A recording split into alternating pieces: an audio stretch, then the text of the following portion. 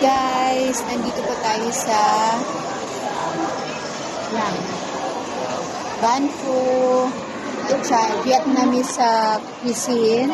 So, order po tayo na sunog na overheat or overcook pork, French bread, and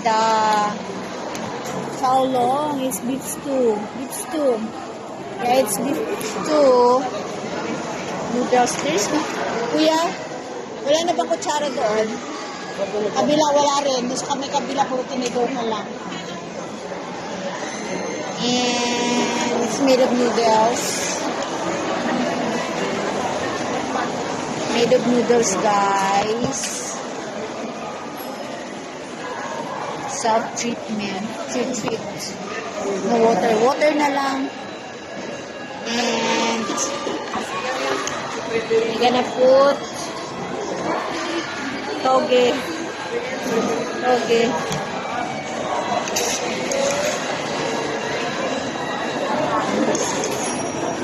Kain tayo.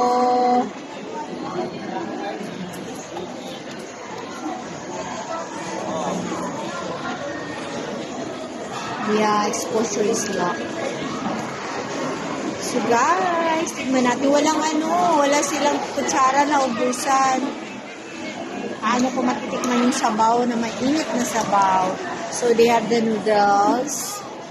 And I think it's the beef stew. Where's the beef? No beef meat.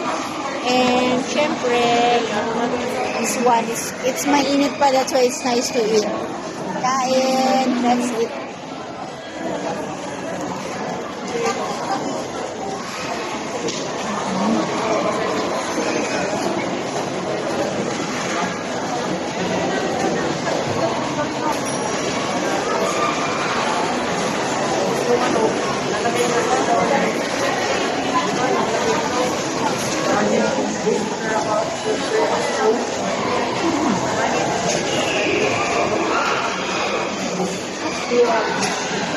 I cannot taste the sabaw because there is no available spoon.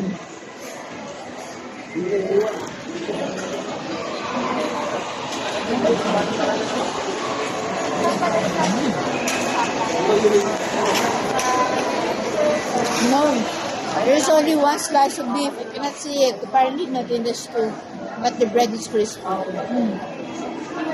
Still hot. No, there is. Oh, my gosh, yeah, you're right. No meat?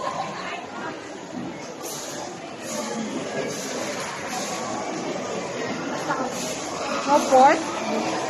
There is one slice of pork inside the bread.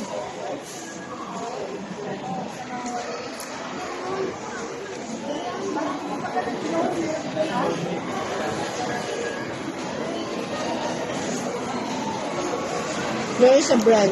No. Pork meat.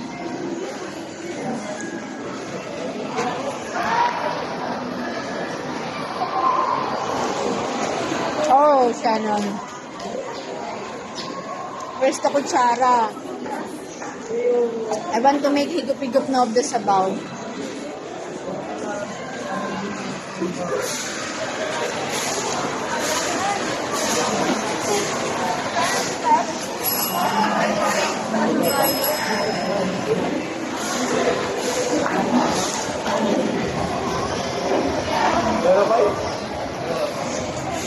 No, I ate it. There's a meat. There is a meat on this slice. So very, very thin slice of meat. But it has vegetable.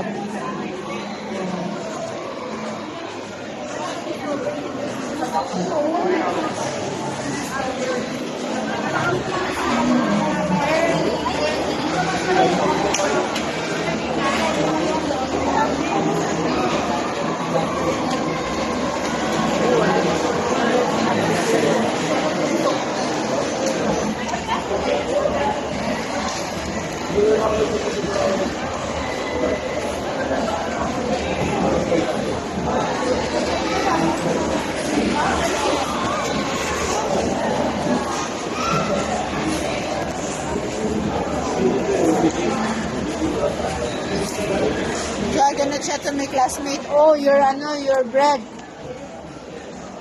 has no feelings inside. This is hungry. Who's that?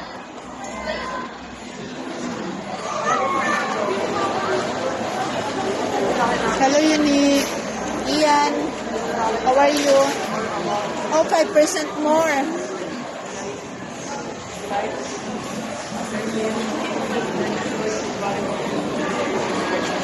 Actually, it's 2 hours na. If my cell phone is lost na, if my cell phone is died, meaning to say, I got lobat na. Okay? So, see you later lang. Only have 5%. Enjoy.